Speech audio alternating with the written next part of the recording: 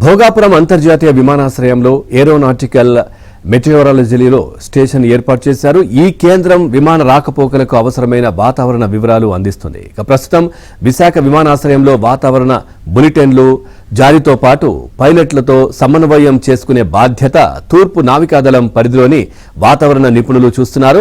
ఇక వచ్చే నెల 5వ తేదీన ప్రధానమంత్రి నరేంద్ర మోదీ భోగాపురం విమానాశ్రయానికి జాతికి అంకితం చేస్తారు. 8వ తేదీ నుంచి విమాన రాకపోకలను ప్రారంభించనున్నారు. ఈ నేపథ్యంలో పౌర విమానయాన సంస్థ డైరెక్టర్ జనరల్ ఈ నెల 29న భోగాపురం వస్తున్నారు. అందువల్ల ట్రయల్ రన్ గా విమానాల రాకపోకలకు అవసరమైన బులెటిన్లు నేటి నుంచి విడుదల చేయనున్నారు.